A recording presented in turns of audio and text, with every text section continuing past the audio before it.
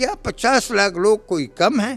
یہ تو 10 ارب ملکوں کے برابر آبادی ہے۔ پولیس سے ساز باز کر کے اپنی گاڑی پر فائرنگ کروائی اور دعوی اس پہ کر دیا۔ غلط لوگوں پہ 302 کا دعویٰ کرائیں، قتل کا دعویٰ کروائیں، غلط تفتیش کروائیں، اس کی سزا کسی کو نہیں ملتی۔ روز بروز 25% اضافہ ہوا فاٹا کی وجہ سے ہائی کورٹ میں کیسوں میں۔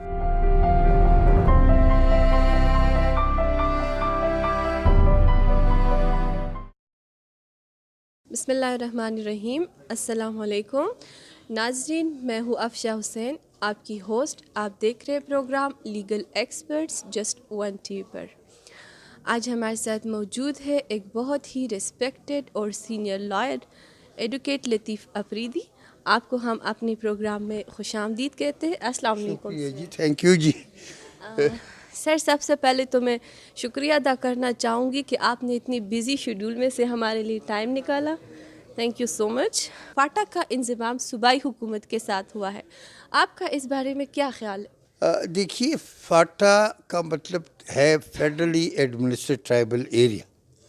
تو فیڈرلی ایڈمنسٹریڈ ٹرائبل ایریا یا فاٹا جو تھا وہ ایسا علاقہ تھا، اس کو ایسے حال میں رکھا گیا تھا جس میں کوئی سرکاری یا اسٹیٹ کے جو جال ہوتا ہے انسٹیٹیوشنل، وہ نہیں تھا۔ لوگ بندوقیں رکھتے تھے، لوگوں کے ایک دوسرے کے پاس دشمنیاں ہوتی تھیں، ڈیولپمنٹل کام بہت کم ہوا تھا، ایجوکیشنل ریشو جو ہے وہ ہارڈلی 20% سم تھنگ، وہ بہت کم تھی، یعنی فیمیل ایجوکیشن تو بالکل نہ ہونے کے برابر۔ تو یہ شروع سے ایسے لوگوں کا مطالبہ تھا جو چاہتے تھے کہ قبائلی علاقے ترقی یافتہ ہوں، وہاں وہ بھی انسانی حقوق ہوں، وہاں جو FCR کا کالا قانون نافذ تھا 1901 سے، اس قانون کو ختم کر کے ان کو بنیادی حقوق دیے جائیں۔ 2017 میں مردم شماری ہوئی، اس کے مطابق ان کی آبادی 50 لاکھ لکھی گئی ہے۔ اس میں خیر گڑبڑ ہے، غلط ہے وہ یقیناً، we have rejected it already, لیکن اگر 50 لاکھ بھی اس کو تصور کیا جائے، ایکسیپٹ کیا جائے، تو کیا 50 لاکھ لوگ کوئی کم ہیں؟ یہ تو 10 ارب ملکوں کے برابر آبادی ہے۔ تو آیا ان کی بنیادی حقوق نہیں ہیں؟ آیا وہ ترقی کے مستحق نہیں ہیں؟ آیا وہاں فیمیل ایجوکیشن، جنرل ایجوکیشن، پینے کا پانی، روڈ، اسکول، ہیلتھ کیئر وغیرہ ان چیزوں کی ضرورت نہیں ہے؟ تو ان کو ان تمام چیزوں سے باہر رکھا گیا۔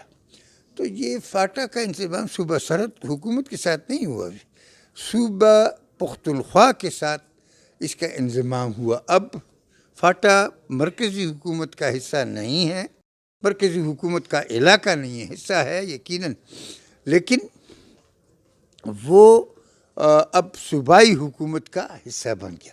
تو جہاں جس طرح کی پشاور ڈسٹرکٹ ہے، خیبر اسی طرح ڈسٹرکٹ بن گیا۔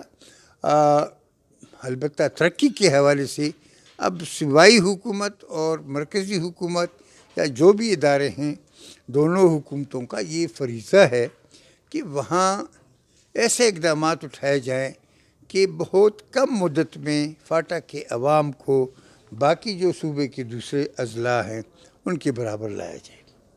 تو اس لیے میں تو اس کا حامی تھا، اس کے لیے جدوجہد کی ہے، اور اس پہ میں بہت خوش ہوں۔ انشاءاللہ جلد بہتری آئے گی وہاں۔ اب اس کے بعد سیشن جج مقرر ہوں گے، اس کے بعد سول جج مقرر ہوں گے، میجسٹریٹ مقرر ہوں گے۔ اس کے ساتھ ساتھ جو صوبائی حکومت کے لیے انتخابات کی بات ہے، وہ 25 جولائی سے پہلے وہاں صوبائی انتخابات کرنے چاہیے۔ آئین میں ہے، لکھا گیا ہے 16 جنرل سیٹس ہیں، 4 عورتوں کے لیے محفوظ ریزرو سیٹس ہیں، 1 اقلیتوں کے لیے سیٹ ہیں۔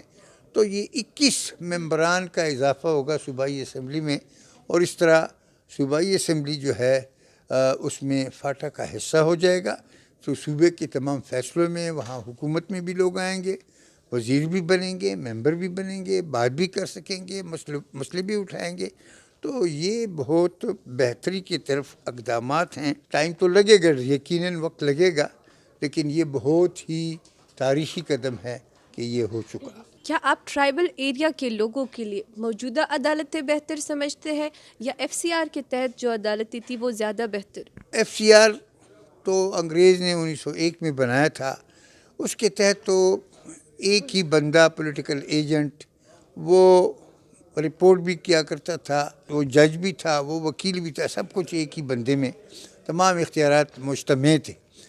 اس کے مقابلے میں یہاں جج ہوتا ہے، یہاں وکیل ہوتا ہے، یہاں پوچھا جاتا ہے کیا ہوا، کیسے ہوا، کیوں بندہ گرفتار ہے، کیوں کسی کی زمین پہ قبضہ کیا ہے.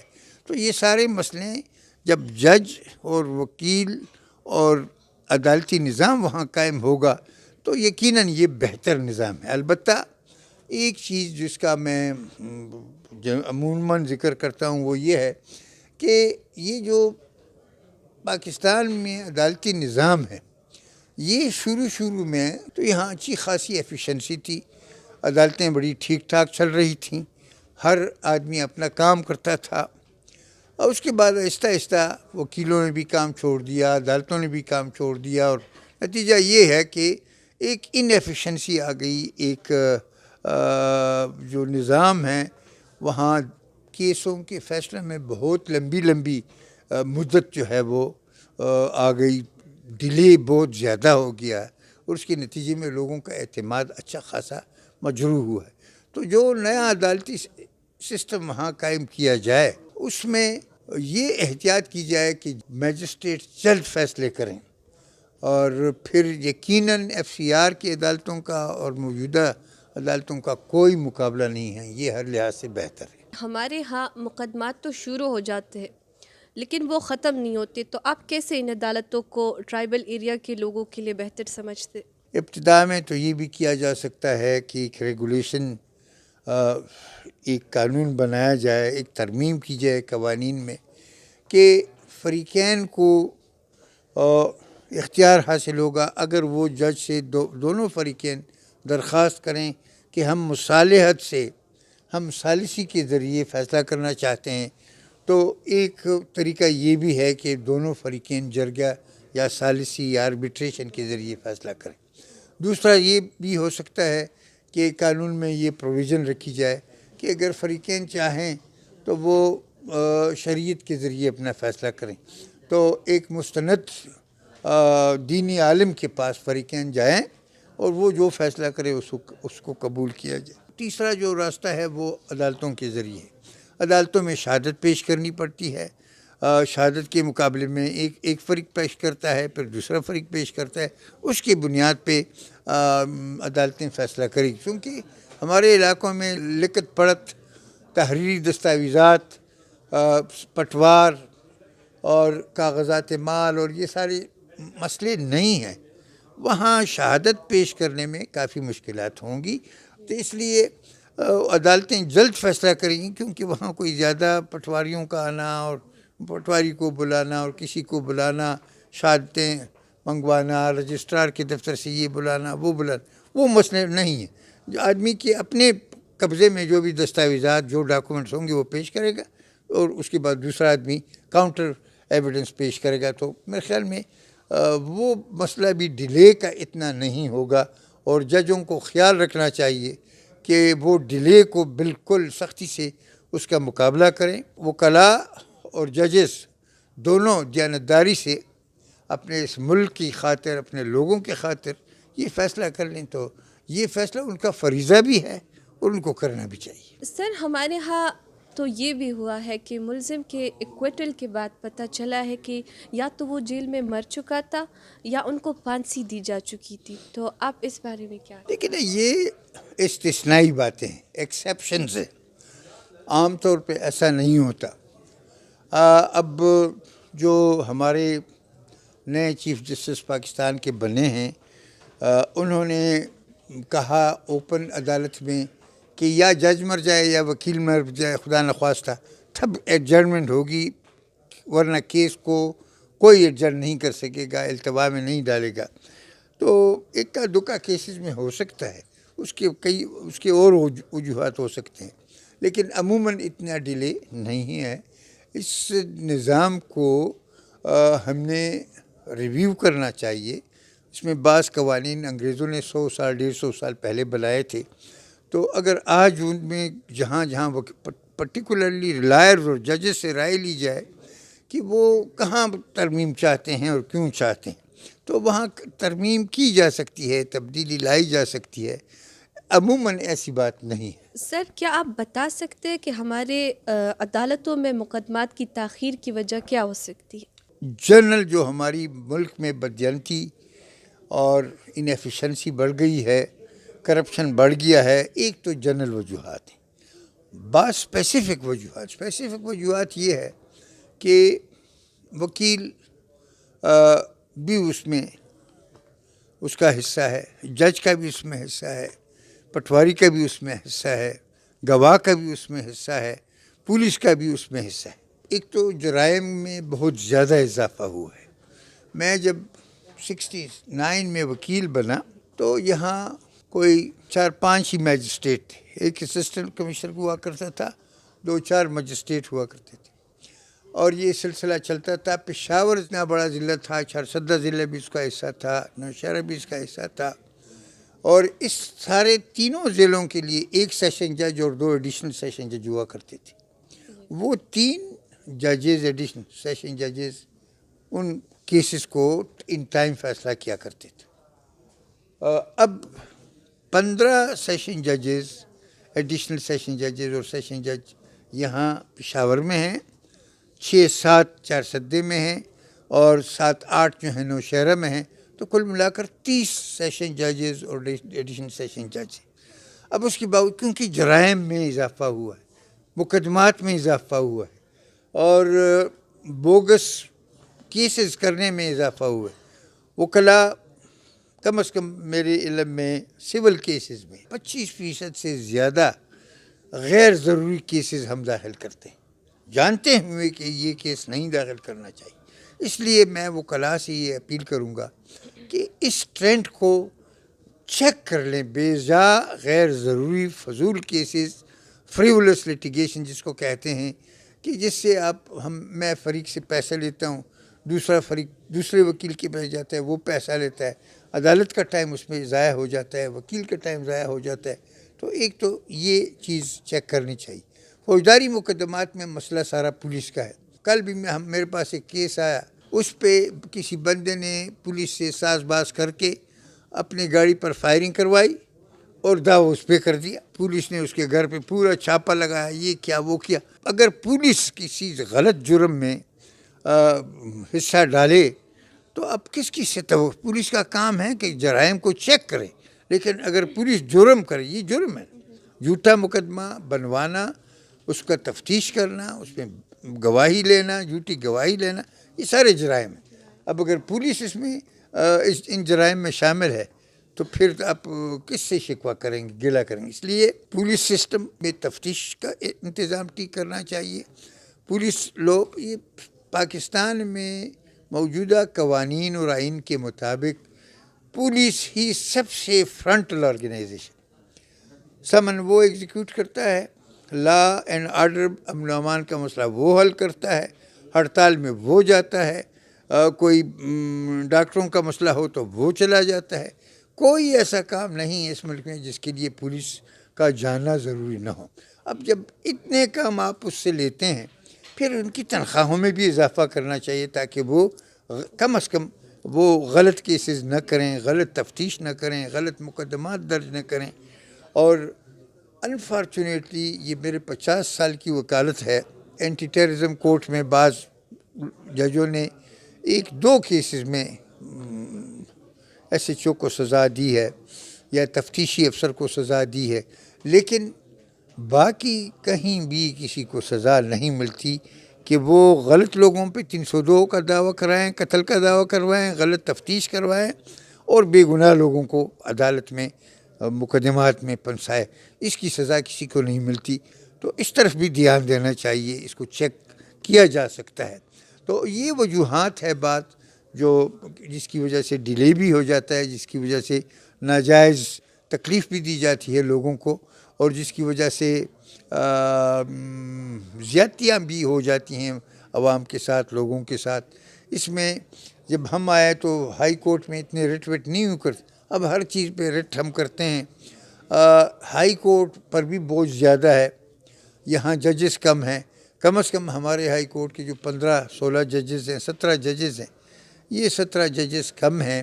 کم از کم 10 ججز کو فوری طور پر اس کے لیے مزید کرنا چاہیے، تاکہ اب یہ جو فاٹا کا اتنا علاقہ درمیان میں آیا تو اس کو کون سنبھالے گا. یہ روز بروز 25% اضافہ ہوا فاٹا کی وجہ سے ہائی کورٹ کے میں کیسوں میں.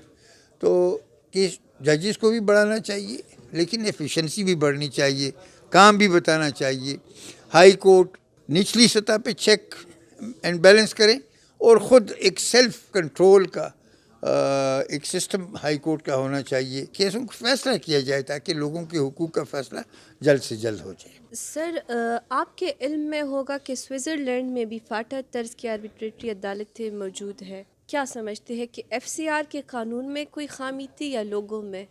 کیونکہ وہاں کے جو نظام ہے تو ان کو بہترین نظام سمجھا جاتا ہے جو فاٹا طرز کا. جیوری، جس کو جیوری کہتے ہیں، جرگہ جس کو ہم کہتے ہیں، یہ تو برطانیہ میں بھی ہے، وہاں سوئٹزرلینڈ میں بھی ہے. بنیادی بات یہ ہے کہ وہاں کے لوگوں کا کیریکٹر، ایمان جس کو میں کہتا ہوں، وہ کیریکٹر لوگوں میں ہے. مثلا میں آپ کو ایک قصہ سناؤں. ایک بندہ پکڑا گیا تھا 2 کلو چرس کے ساتھ، انگریز تھا. پشتخرہ تھانہ نے اس کو پکڑا تھا. سیشن جج محبوب علی خان تھے اس کے ساتھ، اللہ بخشے، اب وہ یہاں چیف جسٹس ریٹائر ہوئے.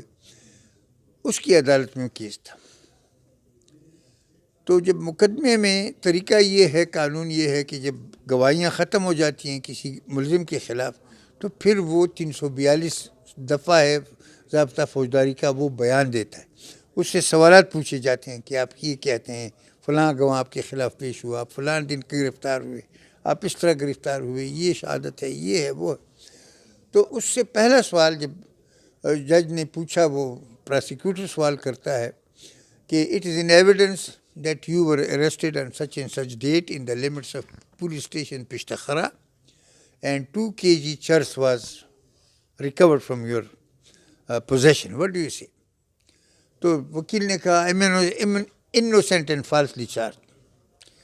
انگریز آگے بڑھا کہ نہیں، no sir, this is not my case, this is not my statement.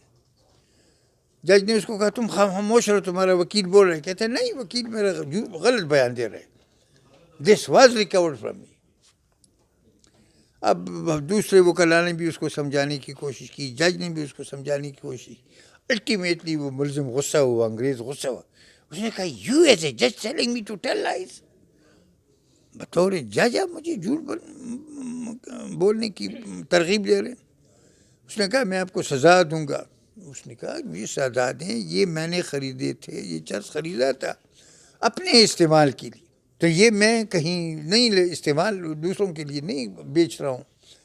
اس نے کہا ٹھیک ہے. پھر اس نے اس کو سزا دی.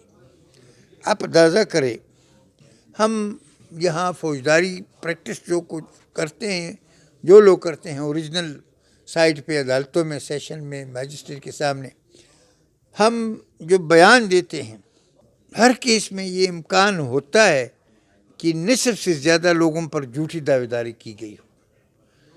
تو جھوٹ کو جھوٹ ہی سے ہم کاٹ لیتے ہیں یا مقابلہ اس کا کرتے ہیں.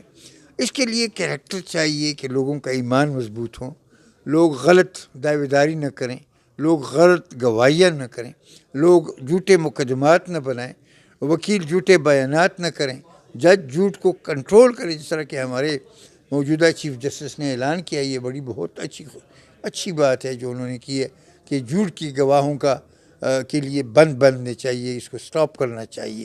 تو یہ سلسلے جو ہیں امپروو ہو سکتے ہیں، لیکن کوششیں ہونی چاہیے. اس کے لیے قانون سازی کی بھی ضرورت ہے، اس کے لیے کیریکٹر کی بھی ضرورت ہے، ایمان کی ضرورت ہے، اور چیک اینڈ بیلنس کا، کہ جو ہمارے ایسوسیشنز ہیں، جو بار کونسلیں ہیں، فیڈرل پاکستان بار کونسل، صوبائی خیبر پختونخوا بار کونسل، اور ہر ضلع اور تحصیل میں بار ایسوسیشنز، ان کا بھی فریضہ بنتا ہے کہ وہ غلط اور جھوٹ کی گواہی کو چیک کرے، غلط کیسز کے خلاف مدد کرے عدالتوں کی، اور عدالتوں کو انیفیشنسی اور غلط فیصلے کرنے سے روک سکتے ہیں اگر وہ چاہیں. تو یہ ایک ایسا سلسلہ ہے جس میں ہر کسی کا رول ہے، اس کو اپنا پازیٹیو رول ادا کرنا چاہیے. Thank you so much sir for giving us time. آپ نے ہمارے لیے ٹائم نکالا. اور ناظرین اسی کے ساتھ ہمیں اجازت دیجیے. دیکھتے رہیے program legal experts just one TV وی پر. اپنا خیال رکھیں. اللہ حافظ.